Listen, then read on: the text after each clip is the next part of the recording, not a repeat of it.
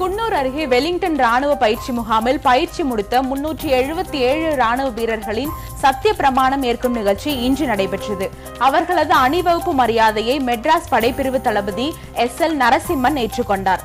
பயிற்சியில் சிறப்பாக செயல்பட்ட வீரர்களுக்கு பதக்கங்கள் வழங்கப்பட்டன. இங்கு தமிழ்நாடு, கேரளா, கர்நாடகா, ஆந்திரா உள்ளிட்ட பல்வேறு மாநிலங்களைச் சேர்ந்த ராணுவ வீரர்களுக்கு 42 வார பயிற்சி அளிக்கப்பட்டது. நாமக்கல்லில் தேர்தல் பறக்கும் படையின் சோதனையில் பறிமுதல் செய்யப்பட்ட 32 கிலோ தங்க நகைகள் உரிய ஆவணங்கள் ஒப்படைக்கப்பட்டதும் விடுவிக்கப்பட்டன. நாமக்கல் புறவழிச்சாலையில் உள்ள முதலைப்பட்டியில் வாகன சோதனையில் ஈடுபட்டிருந்த தேர்தல் பறக்கும் படையினர் அவ்வழியே வந்த காரில் இருந்து 32 கிலோ தங்க நகைகளை பறிமுதல் செய்தனர். தங்க நகைகளை கொண்டு சென்ற தனியார் கொள்முதல் நிறுவன ஊழியர்கள் உரிய ஆவணங்களை ஒப்படைத்து நகைகளை திரும்ப பெற்றனர். வனச்சரகர் காலி பணியிடங்களில் வனவியல் பட்டதாரிகளுக்கு முன்னுரிமை அளித்து தமிழக அரசு அரசாணை வெளியிட்டதை கோவை வனக்கல்லூரி மாணவர்கள் வரவேற்றுள்ளனர்.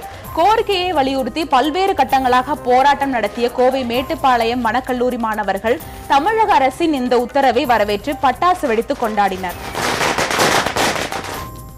கிருஷ்ணகிரி மாவட்டம் ஓசூர் அருகே சாணமாவு வனப்பகுதியில் மீண்டும் 2 யானைகள் தஞ்சமடைந்துள்ளன. தேன்கனிக்கோட்டை வனப்பகுதியில் இருந்து 2 யானைகள் சாணமாவு வனப்பகுதிக்கு இன்று அதிகாலை வந்தன.